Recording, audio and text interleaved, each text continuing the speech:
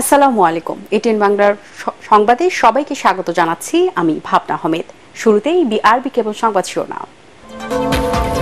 সন্ধ্যা 7:30টায় জাতির উদ্দেশ্যে ভাষণ দেবেন অন্তর্বর্তীকালীন সরকারের প্রধান উপদেষ্টা ডক্টর মোহাম্মদ ইউনূস।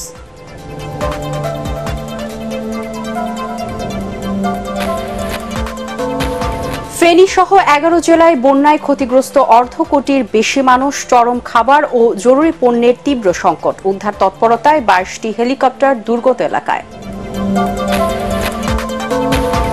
দাবি পূরণের নামে আন্দোলনের আড়ালে অন্তর্বর্তীকালীন সরকারকে অস্থিতিশীল করার চেষ্টা চলছে, অভিযোগ মির্জা ফখরুলের। প্রশাসন থেকে শেখ হাসিনার সহযোগীদের সরানোর দাবি। এবং পাকিস্তানের বিপক্ষে বাংলাদেশের অবিস্মরণীয় জয়, রাওয়ালপিন্ডিতে 10 উইকেটে জিতল টাইগাররা। প্রধান উপদেষ্টার অভিনন্দন। এবারে বিস্তারিত সংবাদ। সন্ধ্যা 7:30টায় জাতির উদ্দেশ্যে ভাষণ দেবেন অন্তর্বর্তীকালীন সরকারের প্রধান উপদেষ্টা ডক্টর মোহাম্মদ ইউনূস। প্রধান উপদেষ্টার ভাষণ বিটিভি, বাংলাদেশ বেতার সহ বেসরকারি টেলিভিশন চ্যানেল ও রেডিওতে একযোগে প্রচারিত হবে। ফেনী সহ 11 জেলায় বানভাসী মানুষের দুর্ভোগ বাড়ছে। দুর্গত এলাকার আশ্রয় কেন্দ্রগুলোতে খাদ্য, খাবার পানি ও নিত্য পণ্যের জন্য চলছে হাহাকার। অনেক এলাকায় হেলিকপ্টার ছাড়া পৌঁছানো যাচ্ছে না ত্রাণ সামগ্রী। এদিকে বৃষ্টিপাত কম হওয়ায় কুমিল্লা, খাগড়াছড়ি ও হবিগঞ্জে বন্যা পরিস্থিতি স্থিতিশীল রয়েছে। দেখা দিয়েছে খাবার পানির সংকট। বিভিন্ন রোগে আক্রান্ত হচ্ছেন বানভাসী মানুষ। এদিকে সরবরাহ কমে যাওয়ায় দুর্গত অঞ্চল সহ বিভিন্ন এলাকায় বেড়েছে খাবার ও নিত্য প্রয়োজনীয় জিনিসের দাম। জেলা প্রতিনিধিদের পাঠানো তথ্যচিত্রে আরো জানাচ্ছেন জাহিদুল আলম। কুমিল্লা ও ফেনীর পানি নোয়াখালী হয়ে নামতে থাকায় লক্ষ্মীপুরে বন্যা পরিস্থিতির অবনতি হয়েছে। ডুবে গেছে নিম্নাঞ্চল। জেলা প্রশাসন ও পানি উন্নয়ন বোর্ড জানায়, মেঘনার পানি বিপদসীমার উপর দিয়ে বইছে।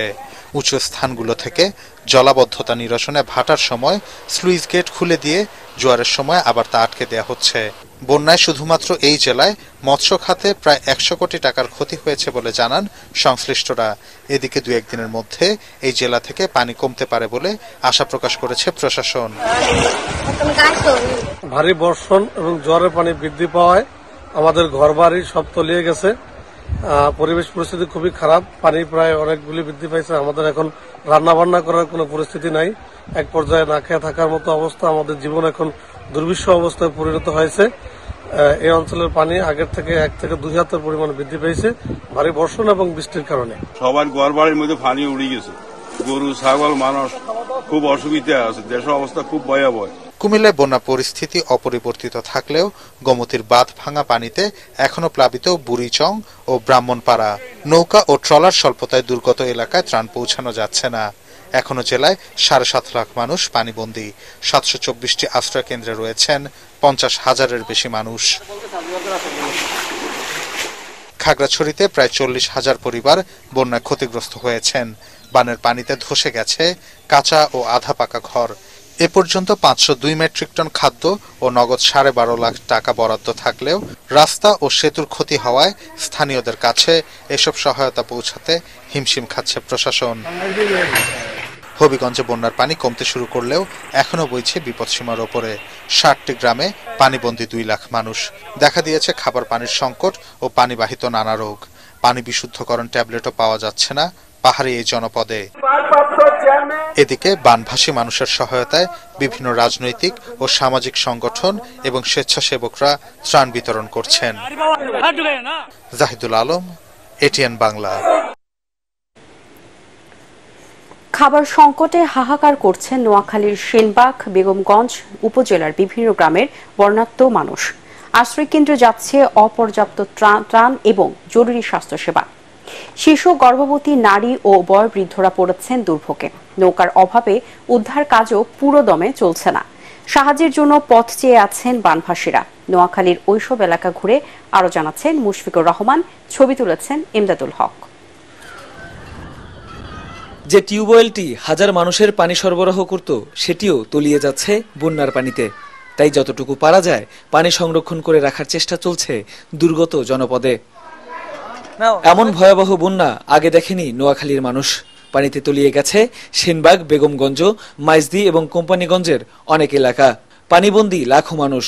ভেসে গেছে অনেকের বাড়িঘর, মাছের ঘের, কারো গেছে সর্বস্ব। সব শেষ হয়ে গেছে, সব নিঃস্ব হয়ে গেছে মানুষ। মানুষ আজকে এই যে জায়গাটা না, কোন জায়গায় দিব কিচ্ছু বার করতে পারি না, এখনো তো আইসি দিন কিচ্ছু বার করতে পারি না। কিছু বার করার মতো এই ব্যবস্থা নাই, তো থাকলে বার করা যাইতো। আশ্রয় কেন্দ্রগুলোতে তিল ধারণের ঠাঁই নেই। প্রিয় গবাদি পশুগুলোকেও কোনো মতে বাঁচিয়ে রাখার চেষ্টা চলছে সেখানে। চরম স্বাস্থ্য ঝুঁকিতে গর্ভবতী নারী, দুর্গত পরিবারের শিশুরা। সেনবাগ ও বেগমগঞ্জের আশ্রয় কেন্দ্রগুলোতে নেই পর্যাপ্ত ত্রাণ, স্বাস্থ্যসেবা। ডাক্তারের ব্যবস্থা আমি করতে পারছি না, জরুরি চিকিৎসা হয়ে যায় এবং প্রাথমিক যেটা দরকার সেটাও আমরা দিচ্ছি, যেমন প্যারাসিটামল, নাপা, ডিসপ্রিন বা ডায়াবেটিসের ওষুধ সাময়িক যেটা আমাদের জানা আছে সেটা দিচ্ছি, কিন্তু এটা যথাযথ না। পানিবাহিত নানা রোগের পাশাপাশি এসব এলাকায় হানা দিচ্ছে ডাকাত, লুটেরা বাহিনী। দরকারি সিলিন্ডার গ্যাসের দামও আকাশ ছোঁয়া। দুর্বিপাকে মানুষ। 1400 টাকার গ্যাস 2000 3000 টাকা, কোম্পানিরা দেখতেছে না আমাদের? তো আমরা এত এরকম বিপদে পড়লাম, তারা কি গ্যাস ছাড়া ফাটে দেবে? আমরা বিনা পয়সা নিচ্ছি না, কিনে নিব, তারপরে তারা কেন গ্যাস সাপ্লাই দিচ্ছে না আমাদেরকে? শুনছি তো, এই কারণে বাড়ি যাইতেছি, বাড়ি যাই দেখে আসতেছি আর কি সময় ঠিক আছে কিনা। নেমে আসা বন্যার পানির সাথে ভারী বৃষ্টি কাল হয়ে দাঁড়িয়েছে কয়েকটি এলাকায়।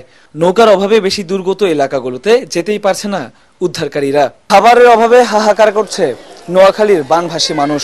এরই মধ্যে সংকট দেখা দিয়েছে বিশুদ্ধ খাবার পানি এবং ঔষধের। ত্রাণের অপেক্ষায় পথ চেয়ে আছে অসংখ্য ক্ষুধার্ত মানুষ। মুশফিকুর রহমান, এটিএন বাংলা, নোয়াখালী। বন্যা দুর্গত মানুষকে উদ্ধার ও ত্রাণ বিতরণে একটানা কাজ করছে বিভিন্ন বাহিনী, প্রায় 20টি হেলিকপ্টার। ঢাকা, কুমিল্লা ও চট্টগ্রামের ঘাঁটি থেকে প্রতি ঘন্টায় উঠছে এসব আকাশযান। ছুটে যাচ্ছে দুর্গত এলাকায়। উদ্ধার করা হয়েছে প্রায় 20,000 পানিবন্দী মানুষকে। দেশে এর আগে আর কোনো দুর্যোগে এত বড় আকাশ অভিযান হয়নি। কেরামতুল্লাহ বিপ্লব জানাচ্ছেন বিস্তারিত। ভয়াবহ বন্যা পরিস্থিতি মোকাবেলায় সেনাবাহিনীর 5টি হেলিকপ্টারের সবগুলোই এবার অভিযানে নামানো হয়েছে। 2টি এমআই, 2টি বেল ও একটি ডলফিন কপ্টার 3 দিন ধরে উদ্ধার করছে ফেনীর বিভিন্ন এলাকায় পানিবন্দী বিপদাপন্ন হাজার হাজার মানুষকে। এরপর দুর্গত এলাকায় ফেলা শুরু করে ত্রাণ ও জরুরি খাদ্য সহায়তা। পানিবন্দী দুর্গত মানুষকে আকাশ থেকে দেয়া ত্রাণ, অসুস্থ আহতদের উদ্ধার করে হাসপাতালে নেয়া, সড়ক যোগাযোগ পুনরুদ্ধারের মতো সেবাও দিচ্ছে সেনা সদস্যরা। আপনারা দেখে থাকবেন যে হেলিকপ্টার ল্যান্ড করার কোনো জায়গা খুঁজে পাওয়া যাচ্ছে না। মানুষ বাড়ির ছাদে অবস্থান নিয়েছে, স্কুলের ছাদে অবস্থান নিয়েছে। সে সমস্ত জায়গা থেকে আমরা আমাদের কার্যক্রম চালিয়ে যাচ্ছি এবং দুর্যোগপূর্ণ আবহাওয়া প্রতিনিয়তই আমাদের প্রতিকূলতা সৃষ্টি করছে। ঢাকা সেনানিবাসের পুরাতন বিমানবন্দরে বন্যার্তদের বিতরণের জন্য সকাল থেকেই ত্রাণ ও জরুরি সামগ্রীর চালান তৈরি হয়। ত্রাণ দিয়ে ফিরলেই সেই হেলিকপ্টারে ফের ভরা হচ্ছে রসদ। দিনরাত এ কাজ করে চলেছেন সেনা সহ বিভিন্ন বাহিনীর কয়েকশো সদস্য। 20,000 দুর্গতকে উদ্ধার, আহত অসুস্থ 2,000-এরও বেশি মানুষকে জরুরি চিকিৎসা এবং 35,000 বন্যার্তকে প্যাকেট ও রান্না করা খাবার এরই মধ্যে দিয়েছে তারা। সারা দেশের বিভিন্ন সরকারি বেসরকারি সংস্থা এভাবে আগে আর দাঁড়ায়নি, যে কারণে এবার বন্যা মোকাবেলা অনেক সহজ এবং দেশের মানুষের দুর্ভোগ অনেক কম হবে বলে মনে করছেন সংশ্লিষ্টরা। তাই বাংলাদেশের সেনাবাহিনীও তাদের ত্রাণ তৎপরতা অব্যাহত রেখেছে এবং তারা বলছে যতদিন পর্যন্ত না দুর্গত এলাকার পরিস্থিতি স্বাভাবিক হচ্ছে, মানুষের দুর্ভোগ কমছে, ততদিন এভাবে কার্যক্রম চালিয়ে যাবেন তারা। কেরামতুল্লাহ বিপ্লব, এটিএন বাংলা, এয়ারবেস, তেজগাঁও, ঢাকা। দেশের বন্যা পরিস্থিতির উন্নতি হয়েছে। নতুন করে কোনো এলাকা প্লাবিত হওয়ার সম্ভাবনা নেই বলে জানিয়েছে দুর্যোগ ব্যবস্থাপনা ও ত্রাণ মন্ত্রণালয়। সচিবালয়ের প্রেস ব্রিফিংয়ে এ কথা জানান দুর্যোগ ব্যবস্থাপনা ও ত্রাণ সচিব কামরুল হাসান। এদিকে বন্যার কারণ দেখিয়ে কেউ মাছ, মাংস, ডিমের দাম অযৌক্তিকভাবে বাড়ালে শাস্তিমূলক ব্যবস্থা নেওয়ার হুঁশিয়ারি দিয়েছেন মৎস্য ও প্রাণী সম্পদ উপদেষ্টা ফরিদা আক্তার। প্রধান নদীসমূহের পানির সমতল হ্রাস পাচ্ছে, অর্থাৎ বন্যা পরিস্থিতির উন্নতি হচ্ছে। বরাদ্দকৃত ত্রাণ সামগ্রী গতকাল যা ছিল সেটি রয়েছে, আমরা নতুন করে বরাদ্দ দেওয়া হয়নি। এর কারণ হচ্ছে যে বর্তমান সময়ে আপনারা দেখতে পাচ্ছেন যে বিভিন্ন স্বেচ্ছাসেবী প্রতিষ্ঠান, স্বেচ্ছাসেবক বৃন্দ, বৈষম্য বিরোধী ছাত্র আন্দোলন যারা রয়েছেন তারা সহ সবাই একসাথে এই ত্রাণ সহায়তা নিয়ে এগিয়ে এসেছেন। শ্রমিক অধিকার নিয়ে যুক্তরাষ্ট্রের দেওয়া শর্ত পূরণ হলে জিএসপি সুবিধা ফিরে পাওয়া যাবে বলে জানিয়েছেন অর্থ উপদেষ্টা ডক্টর সালেহ উদ্দিন আহমেদ। সচিবালয়ে দেশটির দূতাবাসের চার্জ দি অ্যাফেয়ার্স হেলেন লা ফ্যাভের সাথে বৈঠক শেষে তিনি একথা জানান। উপদেষ্টা বলেন, শ্রমিক অধিকার নিয়ে যুক্তরাষ্ট্রের কিছু পর্যবেক্ষণ ছিল, সেগুলো নিয়ে আলোচনা হয়েছে। এছাড়া বিভিন্ন সংস্থার উপর নিষেধাজ্ঞা সহ বাণিজ্য ও সরাসরি বিনিয়োগ নিয়ে যুক্তরাষ্ট্রের সরকারের কাছ থেকে ইতিবাচক অগ্রগতি আশা করছে বাংলাদেশ। উপকূলীয় এলাকা উন্নয়নের অর্থায়ন নিয়েও কথা বলে হয়েছে বলে জানান অর্থ উপদেষ্টা। পরিবেশ সম্মত উন্নয়ন ও রপ্তানি বাড়াতে বাংলাদেশে সোলার প্যানেল কারখানা স্থাপনে চীনকে আহ্বান জানিয়েছেন অন্তর্বর্তীকালীন সরকারের প্রধান উপদেষ্টা ডক্টর মোহাম্মদ ইউনূস। দেশটির রাষ্ট্রদূত ইয়াও ওয়েন রাষ্ট্রীয় অতিথি ভবন যমুনায় সৌজন্য সাক্ষাৎ করতে গেলে দুই দেশের অর্থনৈতিক সহযোগিতার উপর জোর দেন প্রধান উপদেষ্টা। তিনি বলেন, চীন সৌর প্যানেলের অন্যতম বৃহৎ নির্মাতা হলেও রপ্তানি বাজারে ক্রমবর্ধমান নিষেধাজ্ঞার সম্মুখীন হয়েছে। এ সময় চীনে বাংলাদেশি পণ্যের আমদানি বাড়ানোর পাশাপাশি প্রযুক্তিগত স্থানান্তর, দুর্যোগ ব্যবস্থাপনা, শিক্ষা ও কৃষিতে সহযোগিতা বৃদ্ধির উপর জোর দেন ডক্টর ইউনূস। বৈঠকে চীন সরকার ও জনগণের পক্ষ থেকে প্রধান উপদেষ্টাকে শুভেচ্ছা জানান রাষ্ট্রদূত। আশা করেন দারিদ্র্যমুক্ত বাংলাদেশের প্রত্যাশা পূরণে সক্ষম হবেন ডক্টর ইউনূস। বন্যার্তদের সহায়তায় চীনা দূতাবাসের পক্ষ থেকে প্রধান উপদেষ্টা ত্রাণ তহবিলে $20,000 চেক তুলে দেন রাষ্ট্রদূত ইয়াও ওয়েন। জানান, মানবিক সহায়তা হিসেবে $1 লাখ অনুদান দেবে চীনা রেড ক্রস। বন্যার্তদের সাহায্যার্থে ঢাকা বিশ্ববিদ্যালয়ের টিএসসিতে বৈষম্য বিরোধী ছাত্র আন্দোলনের তহবিলে গত 3 দিনে জমা পড়েছে নগদ প্রায় 4 কোটি টাকা।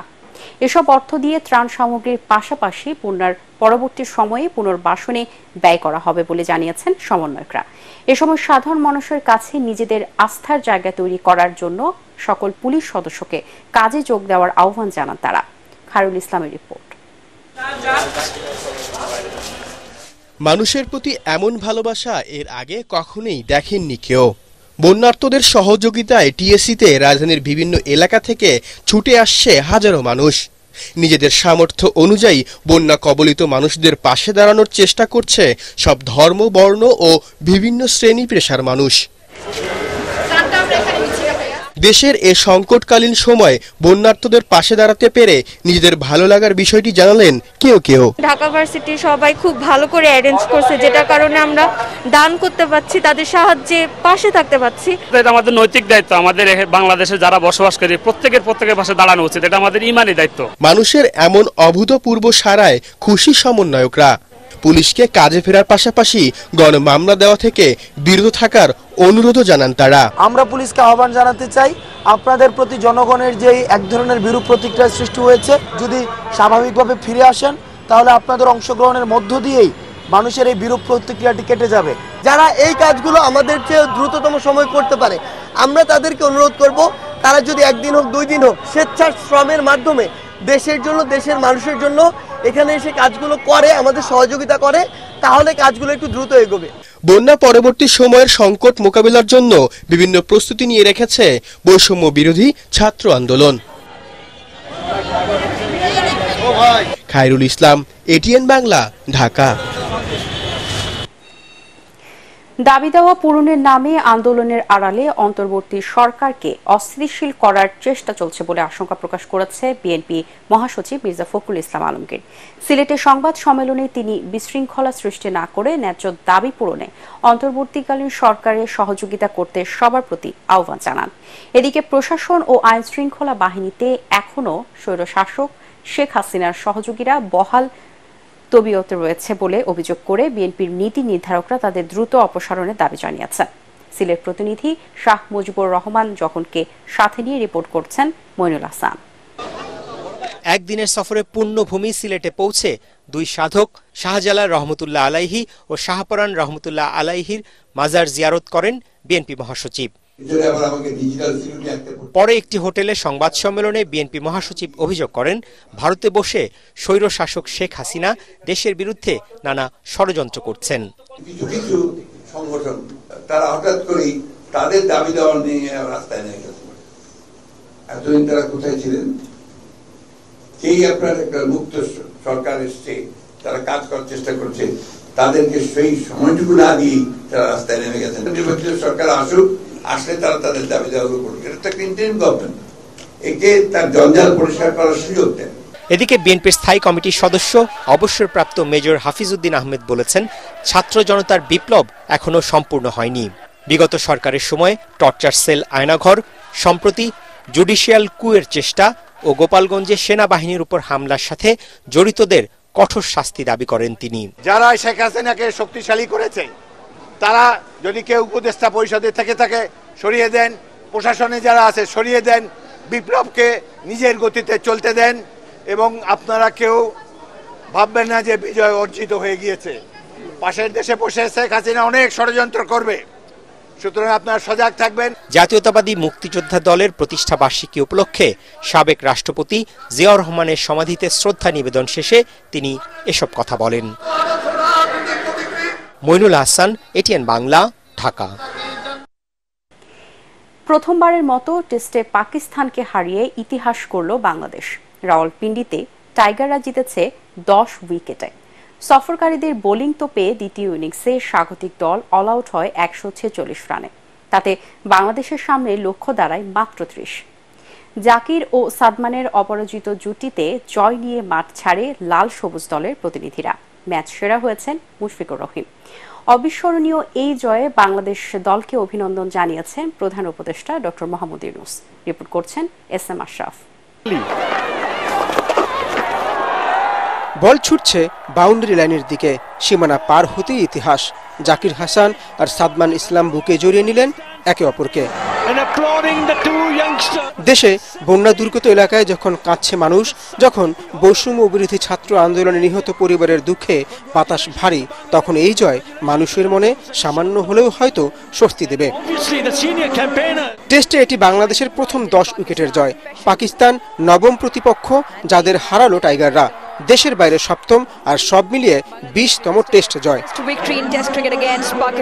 সকালে হাসান মাহমুদী ছিলেন প্রথম বোলার, যিনি মাত্র 5 রান যোগ করা পাকিস্তানের ইনিংসে আঘাত হানেন। বিদায় নেন অধিনায়ক শান মাসুদ। দলের রান তখন 28। এরপর ব্যক্তিগত 22-এ থাকা বাবর আজমের স্টাম্প উপড়ে ফেলেন নাহিদ রানা। 1 রানের মধ্যে বিদায় নেন সৌদ শাকিলও। মিডল অর্ডার ঘুরিয়ে টাইগার বোলাররা তখন রীতিমতো উঠছে। যে উইকেটে পেস আক্রমণ দিয়ে বাংলাদেশকে ঘুরিয়ে দিতে চাইছিল পাকিস্তান, সেখানে স্পিনের হুল ফুটানো বিষেই নীল হলো তারা। সাকিব নেন 3 উইকেট, যাতে বাহাতি স্পিনার হিসেবে সব ফরম্যাট মিলিয়ে সর্বোচ্চ উইকেট নেয়ার বিশ্ব রেকর্ডও করেন খুনের মামলায় মাথায় নিয়ে খেলতে নামা এই অলরাউন্ডার। আরেক স্পিনার মেহেদী হাসান মিরাজের বলে আউট হন শাহিন শাহ আফ্রিদি। একাই লড়াই চালিয়ে যাওয়া মোহাম্মদ রিজওয়ানও শিকার তার। মোহাম্মদ আলীকে চতুর্থ শিকার বানিয়ে পাকিস্তানকে 146-এ আউট করতে ভূমিকা রাখেন মিরাজ, যা ছিল টাইগারদের বিপক্ষে সর্বনিম্ন দলীয় স্কোর পাকিস্তানের। এস.এম. আশরাফ, এটিএন বাংলা। চাকুরি জাতীয়করণের দাবিতে বিক্ষোভ করছেন আনসার সদস্যরা। সকালে দেশের প্রশাসনিক কেন্দ্রবিন্দু সচিবালয়ের প্রধান গেটের সামনে জড়ো হন তারা। এ সময় সচিবালয়ের সব গেট বন্ধ করে বিক্ষোভ শুরু করেন তারা। ফলে ওই সড়কে বন্ধ হয়ে যায় যানবাহন চলাচল। বিক্ষোভকারীরা জানান, প্রায় 54,000 আনসার সদস্য চুক্তিভিত্তিতে কাজ করছেন। চুক্তি শেষ হয়ে গেলে আবারও নতুন চুক্তি না হওয়া পর্যন্ত বেকার থাকতে হয় তাদের। নতুন করে নিয়োগের জন্য দিতে হয় মোটা অঙ্কের টাকা। দাবি আদায়ে গেল কয়েকদিন ধরে রাজধানীর বিভিন্ন স্থানে বিক্ষোভ করছেন আনসার সদস্যরা। আর্টেক্স খেলার খবর।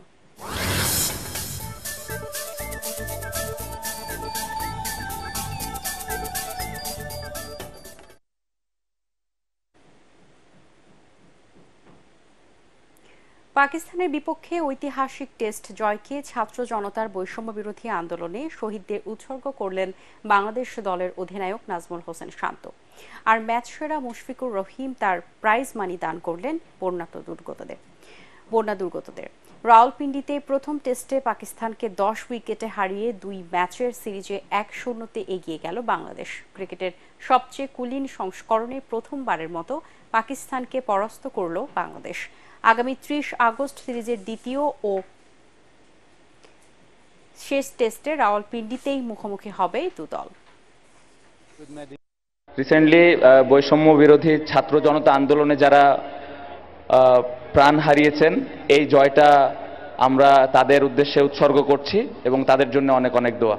In our Bangladesh there is flood affected people, so I want to donate this prize money to on that, and also I just want to request all the people back home and for my country, those who can donate and also help in this cause. শেষ করার আগে BRB কেবল সংবাদ শিরোনামগুলো জানিয়ে দিব আরো একবার। জাতির উদ্দেশ্যে ভাষণ দিয়েছেন অন্তর্বর্তীকালীন সরকারের প্রধান উপদেষ্টা ডক্টর মোহাম্মদ ইউনূস।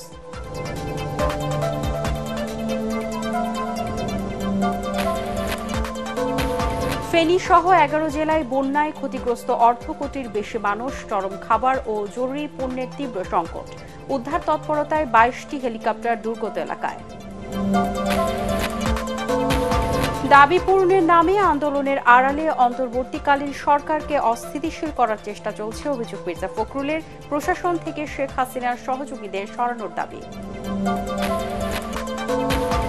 এবং পাকিস্তানের বিপক্ষে বাংলাদেশের অবিস্মরণীয় জয়, রাওয়ালপিন্ডিতে 10 উইকেটে জিতল টাইগাররা, প্রধান উপদেষ্টার অভিনন্দন।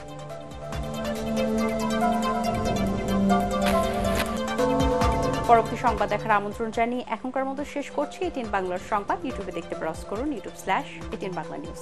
ধন্যবাদ সবাইকে।